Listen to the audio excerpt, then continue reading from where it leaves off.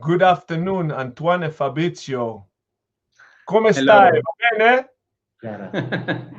Everyone's well. We're all in Neuchâtel right now. Super happy to see you. I'm super happy to see you, gentlemen. I'm very, very honored to have you guys on the Ace List Live. I know our viewers are super excited. We've received many, many questions. In the running up to this show, people were saying, "Oh, we can't wait. Why are Antoine and Fabrizio doing this show together?" We have so many questions for them, the both of them. 1 hour is definitely not enough. So I begging you to do another session with us, please, in the near future. So for those viewers that are not that familiar, Antoine is my old friend who comes from Zenith. So we go way back. And is now the head of watchmaking at Bulgari Manufacture in Neuchâtel. Are you guys in Neuchâtel right now? Yes. Right behind the screen, we have an amazing view on the lake, under the sun. I've been there. I had the honor to tour all the manufacture sites, so I know what magic you guys create there. And Fabrizio Buonamassa is the head of design at Bulgari. And the funny thing is, when I came to visit you guys, you were in Amsterdam, so I missed you. And then when I came back, I ran into you while having lunch opposite here at the Conservatorium Hotel. Yeah, So, it's true. but we always rendezvous at Basel. Gentlemen, please give us a short intro what you guys do at Bulgari. Then we'll roll into the wrist check to see what you guys are wearing, all three of us. Yeah. Then we do the 7 standard Ace List questions. And then I see something magnificent lying on the table. So I want to dive into what you guys launched, because you launched bombs in Dubai at the beginning of the year. And I want to congratulate you on the 6th world record. You guys keep on pushing it. And like the Americans say, home run after home run after home run. And because of you, the phone is nonstop ringing because everybody wants it and you cannot supply. So please. Hi, Antoine. No, you first. You first. So, first of all, buongiorno. It's a great pleasure to be here with you. For us, it's a great opportunity to have the chance to talk with our friends and to our clients. I joined Bulgari more or less 20 years ago. My first life was in the automotive industry. Let me say that I start my career when I was 4 or 5. I start to make my first sketches about objects, car, watches, chairs, many different things. And after I grow up with the meat of the Italian design, I'm very lucky because I joined the Fiat Group, the Centro Stile in 1998, immediately after my degree thesis. And after 3-4 years, more or less, I decided to change my life, to start to design the other great passion of my life, the watches. And I joined Bulgari in Rome in 2001, 2002, if I remember well. I met Mr. Paolo Bulgari at my first interview. And immediately we start to discuss about watches and cars and beautiful objects that come from the Italian design history. After more or less 10 years, I decided to move from Rome to Neuchâtel to stay close to the manufacturing site. The idea at those time was to develop the Bulgari product in a completely different way. So I joined the design team, I joined the marketing team and the development team and the manufacturing site here in Neuchâtel, to be able to produce the amazing watches that today we have on our desk and even on our wrist. So very proud to be part of the Bulgari family, very proud about this amazing effort to all our business unit. For sure you see just the aesthetic of the object, but behind an object, behind the aesthetic of an object, behind the movement, you see the effort of many, many people. Let me say, Antoine, how many people are behind our watches? We have 250 people working in Switzerland for watches. Exactly. So this is the result of 350 people. So very, very happy to be here with you. I leave the word with Antoine. because we have many things to say and to show you. So I am actually the junior of the team because I joined Bulgari Switzerland last year. So I'm very new, even though I'm not so new because I've already had one life at Bulgari. I was the head of Greater China and Australia for Bulgari from 2014 until 2017. And beforehand, I've had a long life in the watch and jewelry business. I actually started in Neuchâtel, my work experience in Neuchâtel. I joined Tag Heuer in the mid-90s. That was the glorious years of Don't Crack Under Pressure, the partnership with Ayrton Senna. And I guess I was probably more attracted by this crazy sports attitude and crazy marketing field than watches themselves. As a young French student, I didn't have this into my DNA. So it's been a progressive and developing passion for watches that has gone from that very moment when I went to Switzerland. After some years in Switzerland, I came back to France, worked for Boucheron, and even though, as I said, well, I'm done with Switzerland, I'm back to my old beloved Paris. That's the moment when I came back to Switzerland and to Zenith, where we met, and that's the time when we met under the crazy leadership of Thierry Natap, as you said. And that was very interesting at the time because Thierry would bring would instill some of his creative passion into watches, and somewhat educate us to pushing the boundaries and the limits. And God knows he was pushing the limits. I then moved out of Switzerland again to England, then to Japan, then to China, and I'm back here again in Neuchâtel for the third time. I guess I'll finish my life in Neuchâtel. There's a fate, you know. But there are much worse place to live than here, I can tell you. Not only because of the beauty of the landscape in front of us, behind the screen, as I said, there is this amazing chain of the Alps. We see probably 200 kilometers of the mountains in front of us from our buildings where we are, and that I can tell you is inspiring. But as Fabrizio said, there is a team of people here who are truly passionate. You've got people who've joined the company a few months ago, people who've been here for 30 years. But they all share this passion for watchmaking. They all share this unique perspective on design, born probably from our Italian DNA, and this pride that is nurturing us. So you've really faced a perfect surrounding to enjoy your work and your life here. So here we are, with our different stories, coming from totally different universes and different worlds. I guess there is probably between 8 and 10 different nationalities working here. So we are. It's you know how Switzerland can be a melting pot, and watchmaking is as well. So great place, great company to work for. We know. We had the honor. My team and I had the honor to visit you guys at least 2 times. With clients, internal trip with Bulgari. I want to do a shout out to Diana de Barros. She was amazing. Exactly. She's the embodiment of the brand. And we made manufacturer visit articles for our online Ace magazine, so the viewers can log into our website and see the pictures. So we met the people. It's full of passion, a bit more than the Swiss passion because there's Italian blood in there. So that's amazing. And something that I will never forget is the saying "molto non troppo."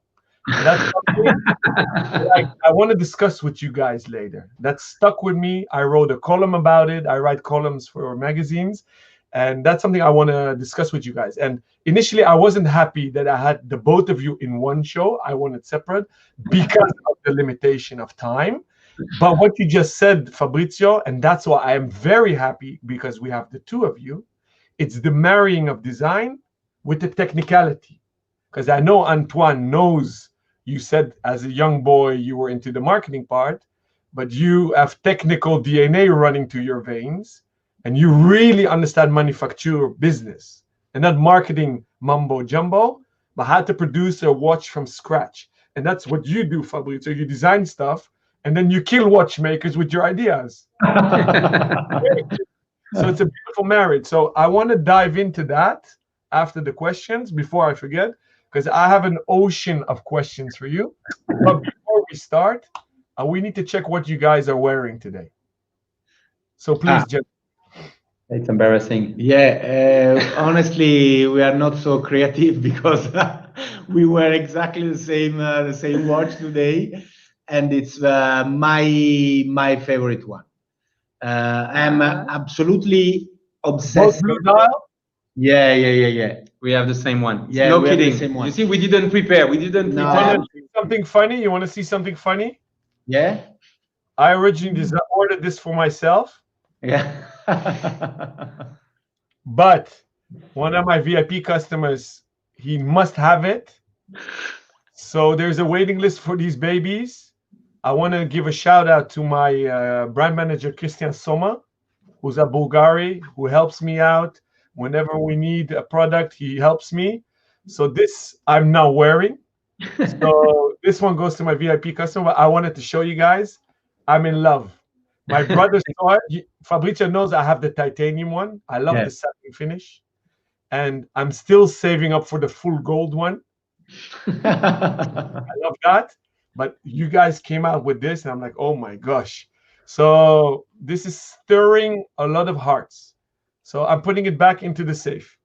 So congratulations on that. I took out my old baby, which is the Velocimo. Velocissimo. Yeah. Because you guys are together on the show. Antoine is my original Zenith friend, so El Primero movement. Yeah. You designed it, so it's a marriage, this one. So this reminds me of you guys. So that's what I am wearing today. Shall we need to keep going. So we have a lot to cover today in an hour. So I'll jump into the first question. Antoine, what watch or jewel is your favorite and why? So it's as if you were asking me which is my favorite of my children. Okay, this is a very tricky question and a bad one, and it will clearly be skewed. So I made the tricky decision not to pick a Bulgari watch, just because I thought this would be out clearly in the leading category. And if you put this one aside, my favorite watch is the Tagoya Monaco. Okay. Because it was because you always bring emotion to your favorite items, and the Tagoya Monaco and the Hoya Monaco for me was my first introduction to the history of watchmaking, thanks to, of course, my joining Tagoya at the time, and clearly it is a milestone of the industry because of the El Primero movement that was inside, because of the square case that was the first water-resistant case, but also because you see in this watch what we're going to talk about in the future, which is this true intricate connection between the design and the function. And probably there is a little bit of Italian blood in this watch, because of its unique design and its unique connection to the movement. And there's a reason why it was a milestone in 1969, sorry. It's because it was bearing those two aspects. It was not only a technological achievement, it was also a design signature, something that would clearly stand out. And somewhat it paved the way of my life and my connection to watchmaking since then. That's why it's my favorite. Cool. Thank you so much for sharing that. And yours, Fabrizio? It's even worse, my answer, because you know all the watches. It's a bit our babies, starting from to make sketches on the paper, and after some time, 2, 3, 4, 5 years, you can wear it on the wrist. So the answer is a bit each time the same. Let me say is the next one, because. As you can see today, we wear the Octo Finissimo still on the wrist, but you have to imagine that this watch was on my wrist already 4 years ago. So we are projected in the future, and we are still working. We are working today on the product that you are gonna see in the next 3, 4, 5 years. In terms of design, each time we have a different challenge, and we have a different attitude to imagine products. For sure, I have to tell you that the biggest execution of my career in Bulgari are the Serpenti Tubo Gas and the Octo Finissimo.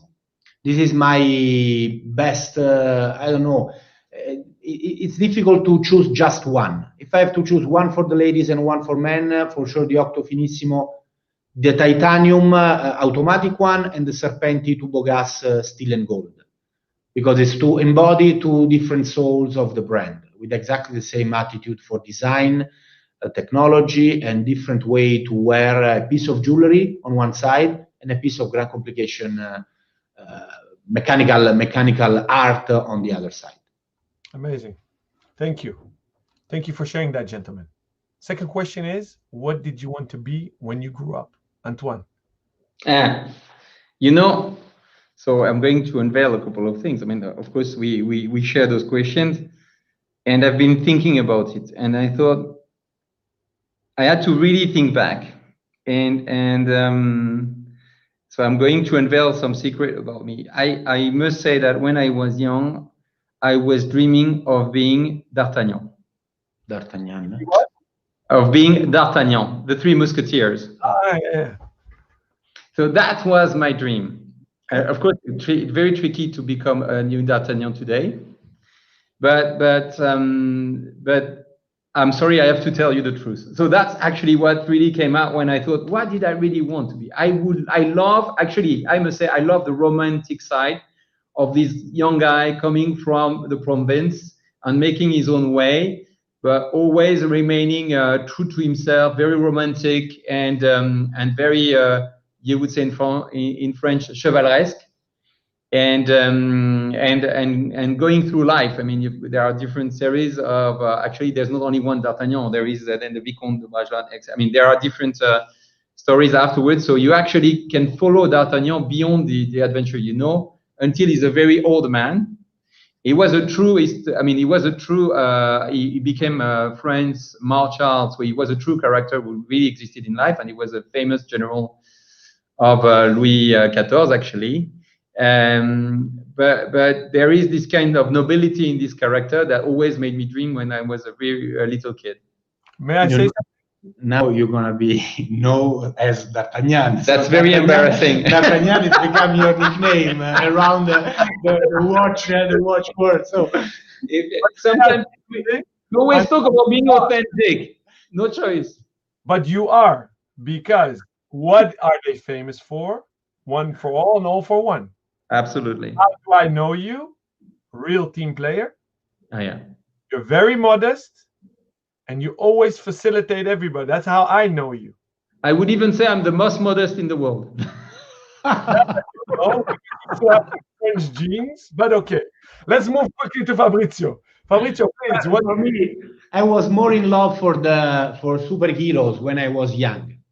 And but why? Because I start to read comics because I was in love for the drawings inside the comics from US. So Spider-Man, Superman, and Batman was my hero.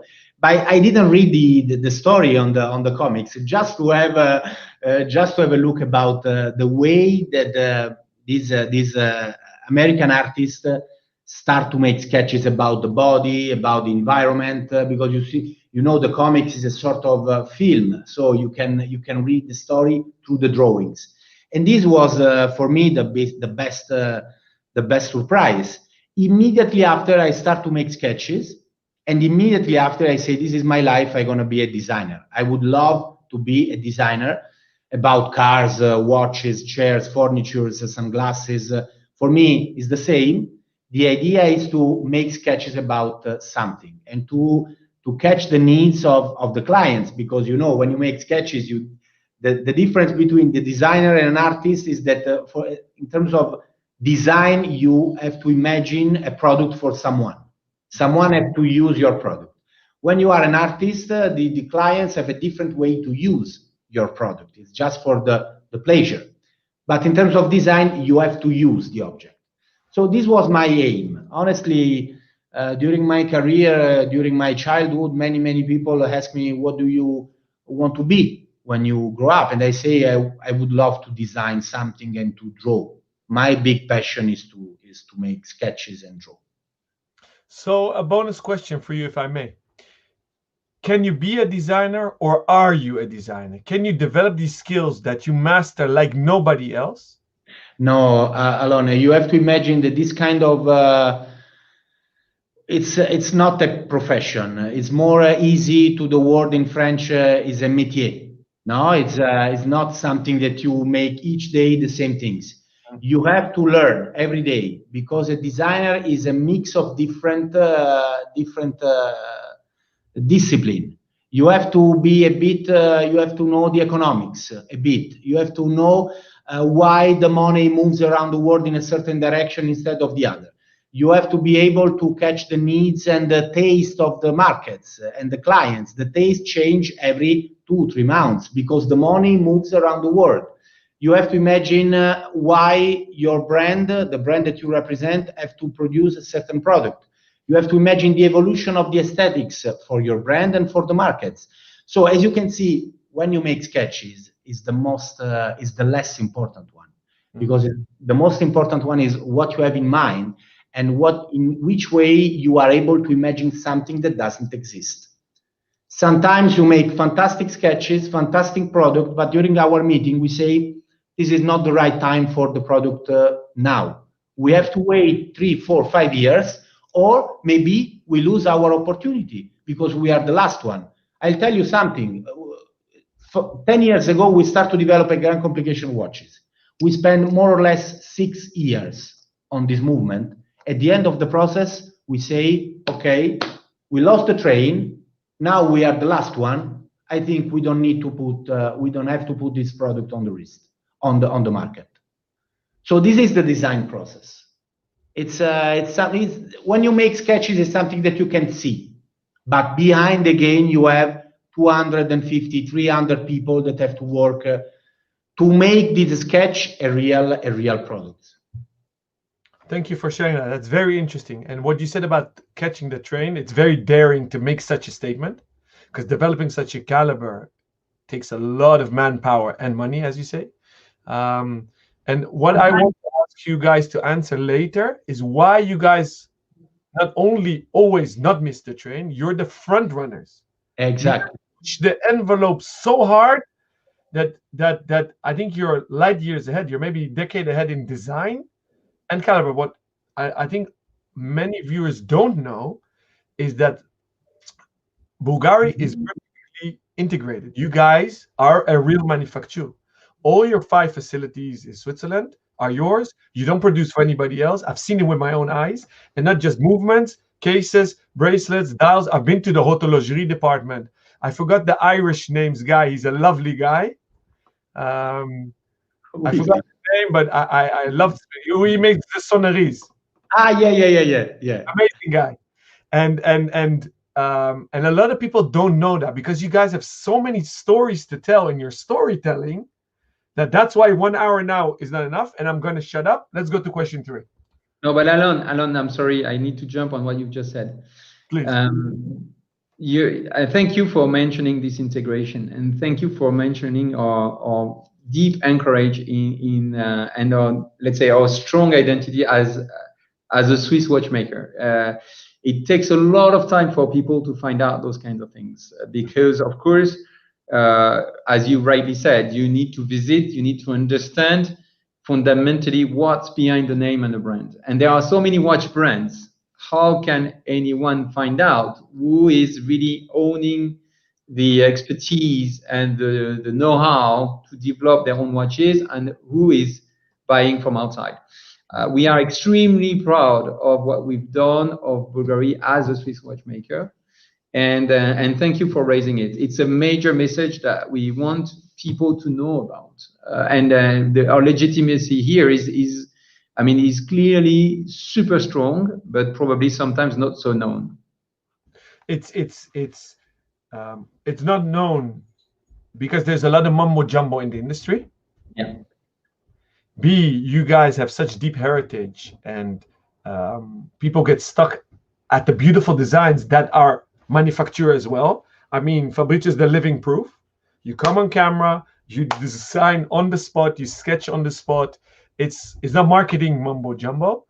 And this is the purpose of the Ace List Live. We wanted to share passion, knowledge, and have fun a bit, because that's what it is. And that's what I also had at my 3-day visit with you guys. We had a lot of fun, day and night, because you had a schedule. It was a long day, but always fun.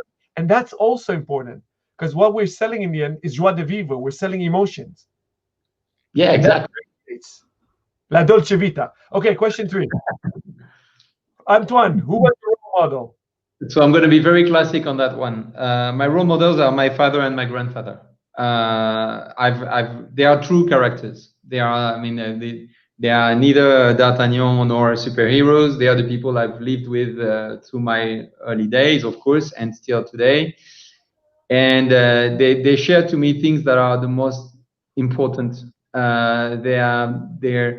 I've had such respect for their empathy, their intelligence, and their sense of humor, and their righteousness. These are the values that I am respecting much, and that they've shown to me through daily life. Not, I mean, there's no movies, there's no. It was their attitude on a day-to-day.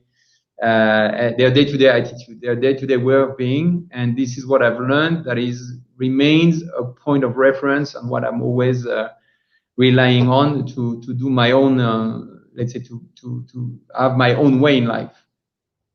That's beautiful. Yeah. Lucky you, and that's beautiful. Thank you for sharing. And you, Fabrizio? But for sure, my father and my grandfather, but even many Italian designers. As a designer, you have to be open-minded. So I don't have just one model. For sure, in terms of family heritage, my father and my grandfather are very important for me. But even many Italian designers that makes the Italian design unique around the world. Please mention. Please mention. Mention a few. Achille Castiglioni, Mario Bellini. But even a German designer like Dieter Rams, for example, or Raymond Loewy in US, all the designers that makes great innovations, even just a small innovation in one product. And as a Dutchman, I need to mention cars and Dutch. What about the famous Mark at BMW in Germany, the Dutchman? Do you love his style? Honestly, I'm a great fan of BMW. This is my third BMW as a company car. I don't know if it's going to be even the fourth one, because the design of BMW is start to change a bit from my side in terms of taste. But I think why BMW? Because it's the very close to Alfa Romeo spirit. It's a gentleman sport car. So it's I love these kind of things. I'm not obsessed by performance. I'm never drive on the track, because for me it gets boring in 2-3 runs, and I need comfort, design, and a certain performance. So like Alfa Romeo, BMW is very close to this concept. And like this concept is a bit of a Gran Turismo car. You can see that our products are not just obsessed by performance, but even a unique style and unique way to wear it. That's why even the partnership with Maserati, for example, because we have many elements in common. Thank you. Question 4 is for Antoine. If you could teleport tomorrow, where would you go? If I can teleport tomorrow, I would go to Tokyo. Tokyo? It's actually a popular destination. This is episode 8 already, if I'm not mistaken, and Tokyo popped up several times. Just give me a quick neighborhood. Shinjuku. Where would you go in Tokyo? I've been there. I love it as well. That's a tricky question. Where would I go in Tokyo? Probably move from Ueno Park to then to go to the sumo stadium, spend a day in the sumo competition, which is something that is probably the most traditional kind of event you could attend. I mean, not that I don't like the no theater, but it's still a bit boring. Sumo is got all these elements of aesthetics, of reference to the past, of traditional, I mean, sense of tradition that stands everywhere in Japan, and also extreme aesthetics that you can live there. And I do have memories there that are, I mean, of my life spent there. So, but you know what is great with the Tokyo? What you do in Tokyo is you get lost, because you can really walk down the streets, get to such quieter places, find a little temple, very tiny temple, and then get back to the real big center places, and super crowded. Go to those crazy department stores. There is this kind of diversity in Tokyo, and extreme beauty of modernity. Somebody said it's the most beautiful city of it's the most beautiful of ugly cities in the world. And you do have this very first impression of a huge conglomerate of buildings and roads and highways passing over each other. And the moment you get lost in this city, you enter a world of beauty and elegance everywhere, and softness. It looks hard outside and it's super soft inside. So really one of my favorite places in the world.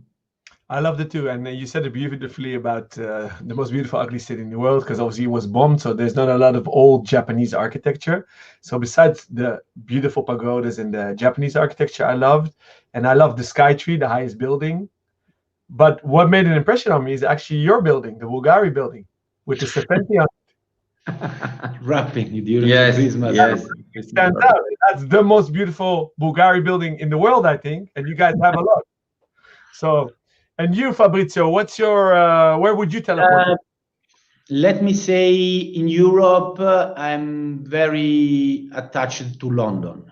It's one of my favorite cities around the world, because you can see the heritage and you can see even the modernity. You can find all what you want in London.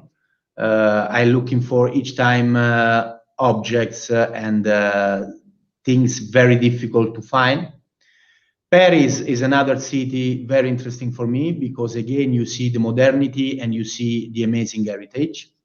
In Asia, for sure, Tokyo, because you have 5, 6 cities in one city. And I like and I love the obsession that the Japanese have for details. They are absolutely obsessed for details. And I love this kind of aesthetics and this kind of culture, even if it's not so easy for an European to completely understand.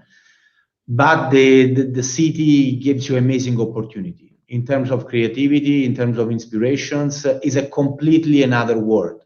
And they live in isolation for many, many centuries, so they are still unique.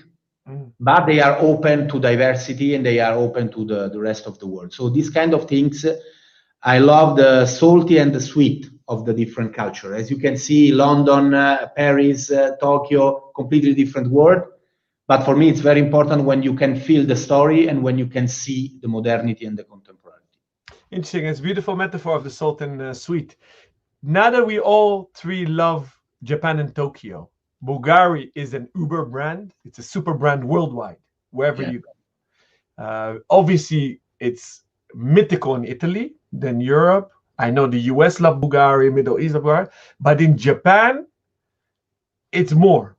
What is it that? Why do the Japanese love it so much? Do they understand the forward thinking that you guys do? Obviously, in quality, they love quality, and that's linked to the Swiss culture. I think Japanese and Swiss are, with the Germans, the most precise. But why do they love it so much? I think, Alon, Antoine, after if you want to add something, I think it's the Italianity. I think the completely different way to do things. So the Octo Finissimo is the perfect example, but even the Serpenti Tubo Gas, nobody can imagine that the gas pipe could become a luxury icons, honestly. So maybe is you have the perception that when we make our job, we have fun. And maybe this is the secret. Japanese loves Europeans' cultures, but the Italian culture is absolutely unique. and maybe Bulgari is the best vehicle to show our cultures for Japanese. I don't know, but I think is a completely different way of thinking. We make a lot of passion, a lot of fun in our products, and it's an historical, very important market in terms of sales for our brand. Historical importance. Yeah, I fully agree. There is a quest for aesthetics, a quest for the art of living that is really shared. I would also say, I mean, there is, if you look at the passion of Japanese for French cuisine, it's a bit similar. There is in both in Italy, in France, and in Japan, there is a huge respect for tradition, for history, but also a quest for modern ways of expressing this historic basis. And they're basically, so Japanese people really understand deeply what is driving Bulgari in their designs. The connection works. Clearly, there's a match, and there's an affinity, a natural affinity that you will see actually in many, not only in Japan but in other countries with a very long history. We see this kind of affinity with the Chinese people as well. This relation to time and to history that comes everywhere all the time with different interpretation. I mean, there are much less old buildings in China for its recent history and what the country has gone through, but there is still a deep pride and passion for the long history of China, and therefore connection with civilizations that are old. I mean, several millennaries old, and that's why you do sort of as if they were somewhat sharing lots of values with us from this past history. Yeah, interesting. Very interesting. Thank you for sharing that. Our fifth question is, what book you gentlemen are currently reading? Antoine? I finished the one I want to talk about, but it was really, I really enjoyed it. Musketeers, please, huh? No, Three Musketeers. Not the Three Musketeers. This one is, I can't say I'm currently reading it. No, I've read a book that's called Factfulness by Hans Rosling. So Hans Rosling is actually a Swedish doctor who turned into demographics, and is become a super famous TED talker actually. And I really invite you to go and see his TED talks. He's amazing, and a very famous teacher in economics and demographics. Basically, his book is about bringing back the reality of long-term trends against the influence of short-term events, and his mention is really the fundamental philosophy that he's bringing is: don't look at short-term events, go into long-term trends. And long-term trends tell you the world has never been that good today. And actually, whatever you may think of today's events and negative information you're receiving on a daily basis, in reality, the trends that we see over the past decades and centuries tell us the world is the best place to live in today. And this is what is important. And it's really making you see the glass half full rather than the glass half empty. And it's really bases all this, and it's very much against this notion of fake news and somewhat distortion of the information. Probably 50 pages out of the books are related to the notes. I mean, are the sources and the statistics and demographic statistics coming from all sorts of news. So it's extremely grounded. And it basically tells you the world have never been so educated, has never lived so long, has never been so rich as a whole, and not just a minority of people. And probably there are still things, the fact that the world is not perfect or is sometimes bad doesn't mean it's not getting better. And I very much loved first the fact that it was emphasizing the quest for facts and data rather than sort of fake sources or self sources. And secondly, sorry for the live, I've got two phones. And the second point was really the optimistic, realistic approach to the reality of today's world. And really, I encourage you to go and have a look at the TED Talks or read this book. It's extraordinarily strong and insightful. Thank you for sharing. Interesting. Fabrizio? I'm attracted by the biography, the story of the people, often with a strong link with the industry. Yeah. So my last book was the biography of Marchionne, the CEO of the FCA. And now I'm reading the story of Soichiro Honda, the founder of the motor companies. Yeah. I often read books about the people that create, starting from a simple idea, they were able to create a company. Something that fascinates me because I'm inside this industrial design world. So often I read for many years, I read the story about coach builders and Italian designers. But this is something that interests me a lot. Good, interesting. Thank you. Sixth question. What do you gentlemen think is going to be the color of next year?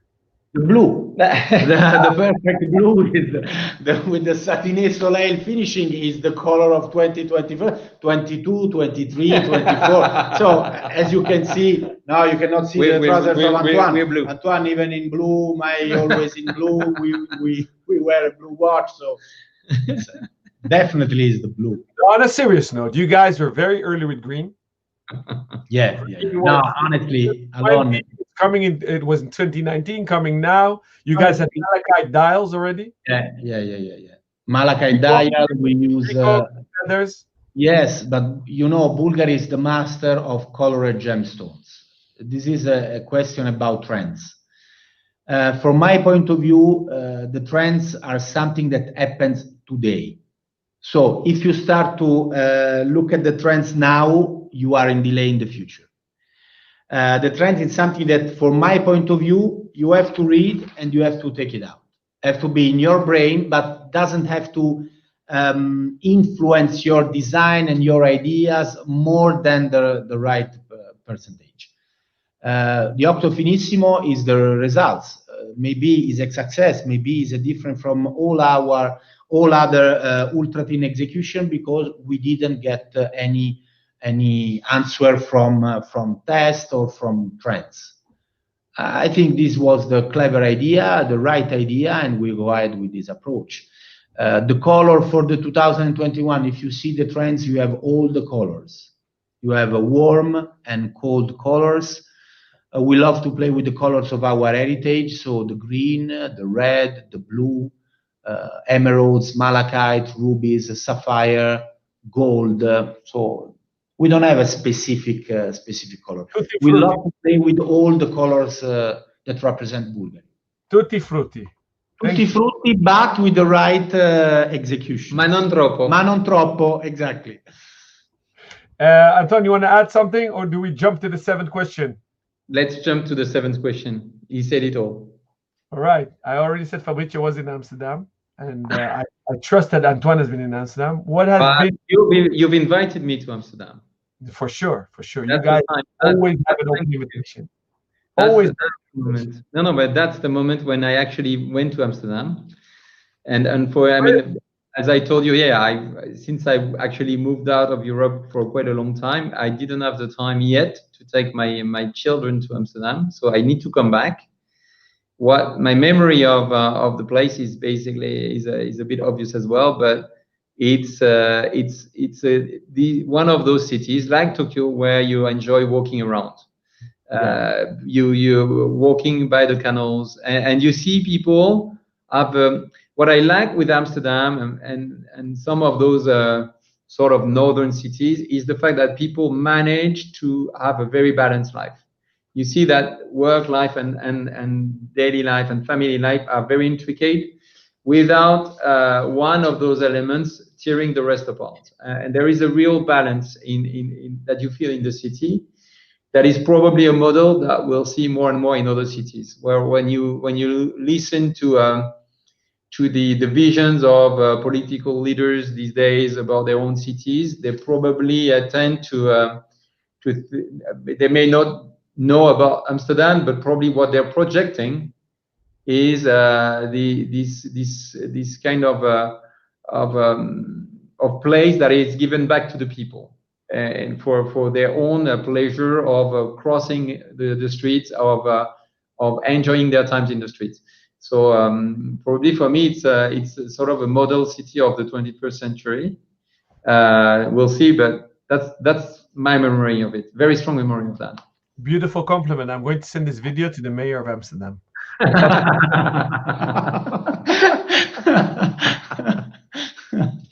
Fabrizio, what stands out in your memories of Amsterdam? It's a fantastic city in terms of architecture, yes.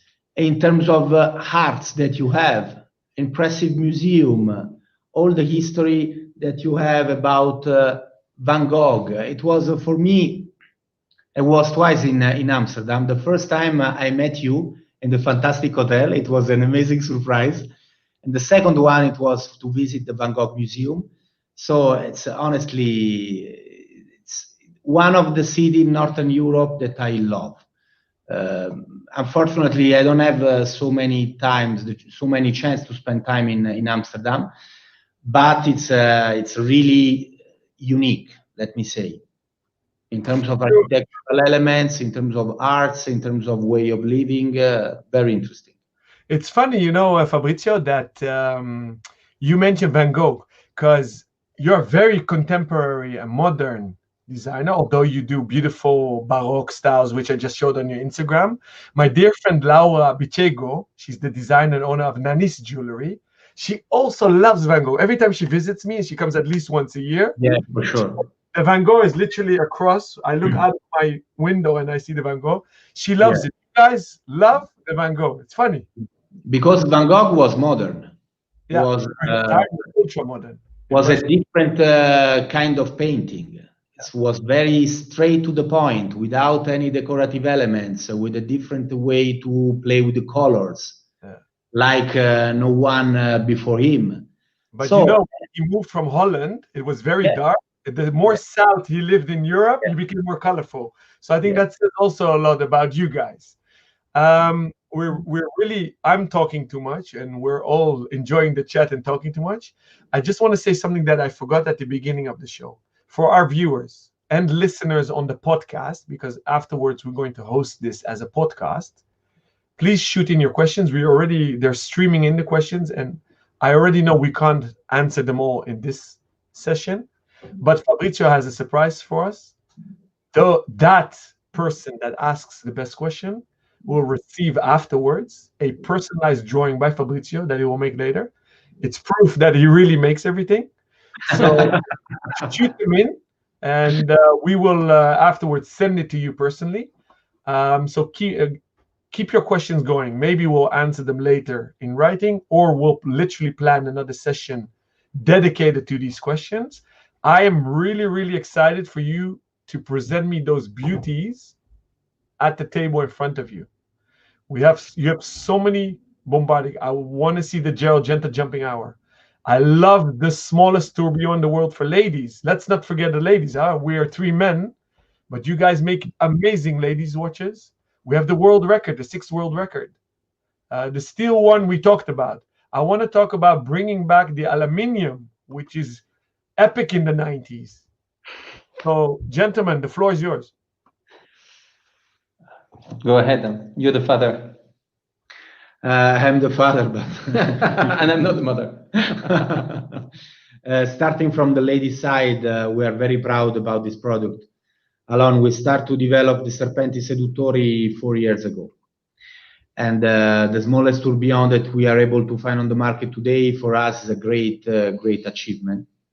After 3 years to develop this movement, we have a different way to wear a Serpenti watch for the first time on our assortment, after 50 years, again, we have a mechanical movement on Serpenti. So it's a very, very important achievement for us after the amazing effort on the Finissimo to tell to the entire world that we are one of the most interesting manufacturing side in the watchmaking industry. We're going back on the ladies, and like the first Serpenti watch in the 50s was a watch with a mechanical movement, today again we have a mechanical movement in the Serpenti execution. So for the first time, a full pavé version with a deployant buckle, let me say with a common bracelet, with the adjustable link. The bracelet is super soft on the wrist, super ergonomics, embody the style, the Bulgari style, the passion for pure geometry. And as you can see, the watch is entirely covered by diamonds. It's beautiful. On the Octo Finissimo, we are very proud to introduce our biggest novelties this year in terms of grand complication. We are talking about the thinnest tourbillon again on the world, 3.5 millimeter with the chronograph function. More than 3 years to develop this watch. We start to develop the watch on the same time of the chronograph, the automatic one. Unfortunately for us, it was impossible to use same components. So we have just the same concept about the rotor. So even on this watch, we use the peripheric rotor. This is a see-through movement, with the different barrels, with the tourbillon cage, with the mono-push activation. So at 2 o'clock, we have start, stop, and reset. It was impossible to use the same components from the chronograph, the automatic chronograph. So we developed the two chronographs in parallel.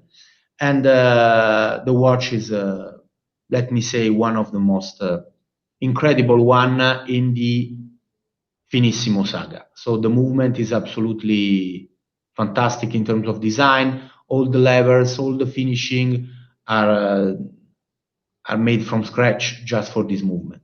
Yeah, it's amazing. Just a few comments about the way, I mean, probably starting to answer your initial question. One of the most enjoyable moments that I've happened to experience since I've joined is the moments when the teams sit together. And when you actually see the interaction and the exchange between Fabrizio and the studio on one hand, but also the constructors from the movements and also the developers of the cases and elements, as well as the marketing team, all together around the table to talk about product development. And product development doesn't mean only the finishing and the case and the design, but also the movement. And it's a beautiful moment to see the interaction when you really talk about the initial idea of a movement. So we have regular meetings about what I would call our R&D plan, which is very much those sessions about the movement development. And this R&D plan is a 4 to 5 years long plan, okay? Because you are driving many projects in parallel. Some are moving faster than others. Some are facing challenges and hurdles at some point, which blocks them, and we tend to reallocate resources to different developments. As Fabrizio rightly said, sometimes we're too late, sometimes we are entering into a technical cul-de-sac, so we have to step to return, review, etc. So this plan is a constantly rolling and moving plan. But what is amazing is those moments when those very early discussions between Fabrizio and the constructors about the functionality, the design of the product. And probably this is very much one of the signature of Bulgari today, and one of the benefits of being fully integrated from day one, from scratch. The aesthetics and the design philosophy gets intertwined with the functionality very early. And therefore, there is an aesthetic perspective at the very beginning. And this is a legitimate one. I mean, as much as Fabrizio can be a pain in the neck, and I'm being polite, when it comes to design, he also has a massive understanding and knowledge and deep knowledge of watchmaking. Therefore, what he asks is completely making sense and is totally understood by the constructors. And therefore, when he says no, it's also understood. And this dialogue is extremely rich because it starts very early. And there is a journey in the development that leads to those creations. This is not looking good at the end because it went well. It's looking good from the very beginning because it's the way it's being thought. And to me, this is the signature of the Italian designer on watchmaking. This is this notion that no, it's not true that function creates design. Design and function are intertwined from day one. And that is really the Italian culture. From the Quattrocento, Cinquecento, from the Middle Ages, painters, sculptors, drawers were actually part of the artisans' guilds. They were not on a side functionality of developing houses, buildings, cannons, etc., etc. They were fully integrated in the function, in the development of functionalities and technical elements. That's basically the big question in design. The 3 F's: form follows function. I think 95 to 99% of the Swiss industry follows that because they're guided by the calibers. They can't design what they want. If somebody says the second sub dial needs to go left, and I already tell consumers who are learning watchmaking, I said, just look at the second hands on the Finissimo. You know it's manufacture because they kicked it to 8 o'clock. Just because of that. That's a simple little thing. And no, but that's the beauty. So that's amazing. And I wanted to show the viewers, because you guys went very quickly over this, but we need to imagine how mind-blowing it is. I think it took you guys 7 or 8 years to do 6 world records, correct? Almost every year. Look at this picture. The first one was the automatic, which we are all wearing and love. You did a tourbillon. You did a minute repeater, a flying tourbillon, the chronograph GMT. And Fabrizio just said you guys produced in parallel 2 calibers, which is very rare, very difficult, very expensive and time consuming. And what I love is the platinum peripheral rotor, because if you look at the backside that we just saw, it looks like a hand-wound watch. But you guys created on the outer rim of the watch a weight that's 360 degrees. Partly is hollow, partly is a platinum weight, correct? Yeah. And that spins around in the thinnest chronograph flying tourbillon. So it's mind-boggling. And when I tell people this, they can't grasp it. So I sit them down. I said, here, have a coffee. Just think about it. No computers, man-made.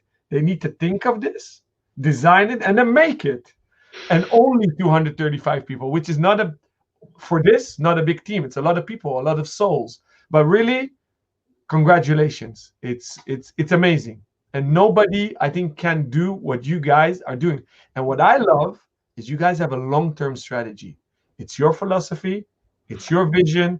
It's your strategy. And nothing will take you off course. You guys talk about a train. You guys put down the rail tracks. You decided where you're going, and you keep on going. So that's amazing. Yeah. And we have literally 1 minute and 15 seconds till the result. I know you guys are very busy. Should we leave it at this, or should we going? One of the questions that came in is something you guys get probably asked every single day. Is the 7th one coming? If you can't answer, I already know the answer, because you guys are on a train, and I think you have another 10 in the pipeline. Wow. Unstoppable, am I right? You put the answer in your question. As I previously said, we have a plan for the next 4, 5, 6 years. Some things could happen, some things could not happen. And clearly, when we develop our movements and we develop our calibers, as I said beforehand, we face obstacles and this is because we're checking. We're not only looking to deliver the most performing piece in one category. We want to make sure that our horological performance is up to the level as well. And for that, we need to go through all the controls, all the checks that are really safety checks that are absolutely imperative in our world. So there are always obstacles, but you can imagine that in the 5-year plan, there are some developments that are connected to world records. So we could answer your question very precisely, but then we would have to kill you, and all the people will listen to us. So that would be maybe too many. So we are not going to precisely answer your question, but basically just come to next year's watch events that we're all looking forward to, and we hope to really bring you some interesting surprises. Let me put it this way. Thank you for answering that. And so can we do a few more minutes, because I really want to see the Gerald Genta jumping hour, and I don't want to discount the stunning aluminiums. Could we do that briefly? I'm leaving the product descriptions to Fabrizio, especially this one. Fabrizio has a passion for Gerald Genta and a huge respect. So this one was probably, he will not necessarily say it, but was somewhat probably a challenge, because to actually pay tribute to somebody so strong as Gerald Genta, there's always an extra pressure from a designer. I want to maybe do a quick intro. For those, all the watch freaks know who Gerald Genta is. And legendary designer. I had the honor to meet him in person as well. I even dare to say that Fabrizio is the modern day Gerald Genta equivalent. I'm even there being that bold to say that. And the question I have for you, how is it for you to have the honor to work with his heritage? And it's a big responsibility to do re-editions of what he did, because a lot of people don't know, but he designed the Bulgari watch. He was in charge to develop the watch. So with the Gianni Bulgari and Gerald Genta developed the Bulgari watch in the '74. At those times, Gerald Genta was a supplier. He has his own company, so he was able to develop watches for many different brands. And Bulgari asked to Gerald Genta to develop the creativity and the idea behind the Bulgari watch. So Gianni Bulgari and Gerald Genta together developed the Bulgari watch. For us, it's exactly this. It's a great responsibility for me. I started to work on the Gerald Genta creation when I joined Bulgari. So when you have to play with the Octo, with the Gerald Genta logo, and when you have to play with the Arena, with the Gerald Genta logo, for sure is a great responsibility. And I'm honest with you, I'm not obsessed to put my signature in a Gerald Genta watch. The Arena was exactly the same watch, completely re-engineered, the watch that we presented last year. For me, the Arena is an almost perfect case. I'm not obliged to change just to change. During the Geneva event last year was a great success. And we decided to again make the Gerald Genta Arena case. So starting from the Platinum one with the blue dial, after 1 year and many requests, we decided to enlarge the Arena collection with the 43 millimeters titanium Arena Biretro Sport. The sketch that you can see is just to make the right proportion, just to find the right proportion on the Arena case. So we completely redesign the lugs, we completely redesign the bezel, the crown holder and the crown. But today we have exactly the same, let me say exactly the same watch. Gerald Genta loves to play with colors, in particular red and yellow. The first release of this dial, the first trials was made with a black dial and white hands and white figures. I say the dial is great, but it's a bit boring. We have to add a bit of color. So I immediately discussed with Antoine. We make the sketches and the drawings, and we approve the design of the dial on the paper. And this is the way that we have to imagine our watches. You see the case from the side with this coin case. Again, on this watch, we redesign completely the lugs to have the best comfort as possible. We redesign the dial with the different layers. And as you can see, the movement is our base caliber with our B retrograde module. Is it the BBL one? Yeah. So it's a watch that I love. I love to wear this watch because it's fun. It's an amazing heritage, absolutely unique. And the 43 millimeter is the perfect size for a sport, for this kind of design as a sport execution. I love it. Sorry? I love it. Congratulations. It's amazing. And us as old school Genta lovers are super happy you guys brought it back last year. And I'm super happy that it's part of Bulgari because it's a fun story. Mr. Genta, at a certain point, he was always a freelance designer of watches. He started his own brand. He was good friends with the Tays of the Hourglass of Singapore. Michael Tay is a friend of mine. They were good friends. At a certain point, they owned and helped him with the brand. They were good friends with the Bulgari family as well. At a certain point, you guys integrated it. And it's a triangle of I think synergy, and that's beautiful. And you guys put it a bit in the freezer, but I'm super happy you defrosted it again. So congratulations on that. Thank you. Another sport watch with a completely different attitude is the aluminum. Yes. So during the lockdown, during the COVID period, we decided to make it again, because we received many requests about loyal clients that would love to wear again aluminum, and even younger clients. So Alon, I'm honest with you again, we redesigned the watch from scratch, starting from a white piece of paper, because during those time in the 90s, we don't use computer-aided design. So the technical drawings of the watch were made by hand, and today we use just electronic device. Mm-hmm. We completely redesign and re-engineer the watch from scratch. I'm sorry, I need to interrupt. It's not that he redesigned it. He said what Fabrizio said. I tried to bring some hints of design here and said, why don't we make it thicker? Why don't we reduce the bezel? And basically the answer of Fabrizio was systematically, no. So, and I seriously, we've had the meetings, and the answer was no for a very good reason. And the reason why I love to work with him, and I'm sorry, I'm going to, please don't be shy about what I'm going to say, but there is a sense of what is right and what is true with real designers. And Fabrizio has this. And basically Fabrizio said, we have an icon. Don't kill an icon by trying to make it better or different. An icon is an icon, it's a milestone. There is in design, it's, somebody said the luxury is the expression of the end of God. Mm-hmm. And there is something that you can't master and control in luxury. So when it's wine, it's vintage. Some vintages are good, some are bad. Mm-hmm. In design, there's success and there's failure. And here, when there's success, it's like art. There is an expression of something that is beyond human nature.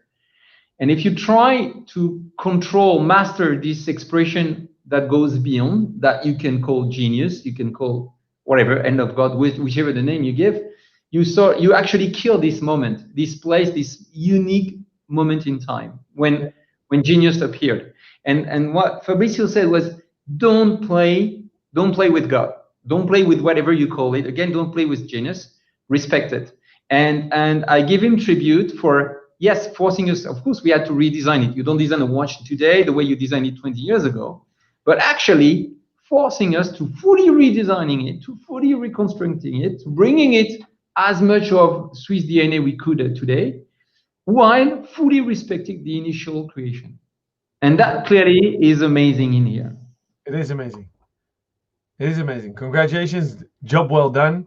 We indeed I love the colored peak, the PEEK versions. And that sparked even more requests for the aluminum. What's fun about aluminum, which I love, is the wear and tear on it. It's relatively a soft material, but like the bronze trend, each owner has his own watch because it responds to acidity, etc. And with aluminum, that's what I love. So we still service these original aluminum. People bring them in for maintenance, and it's lovely to see that the rubber also bits, but the links are so well made that even 20 years down the line, You still can wear them. They don't disintegrate. The wear and tear is very slow. So awesome. I love it. Thank you so much. Thank you, Alon. Amazing. Congratulations on all the novelties. Gentlemen, shall we leave it at that, or should I pick a few questions out? Alon, can we propose that we have one more session dedicated to Q&A? I would love to. Okay. I would love to. I would be honored. I think our viewers will be disappointed now, but if we promise them, we know you guys deliver on your promise. So let's do that. I want to thank you so much for the time, for the passion, for the knowledge. The next episode, I know you guys are going to love, because it's a fellow designer, Lita Asher, of the also very famous Royal Asher Diamond Company. We had her brother on the show earlier, but Fabrizio, I know, loves designers, so she's a lady designer. For the time being, all the viewers are also welcome to visit us to see all the novelties. We don't have them all in. You guys obviously had some difficulties during these lockdowns to keep the production up. But again, thank you so much. And we'll pencil down a new date and publish it on the acelist.com. We'll confirm a date to you no later than today or tomorrow. Thank you so much. You're welcome. Have a nice day, and merci. Merci, Alon. Bye-bye. Grazie. Ciao. Ciao.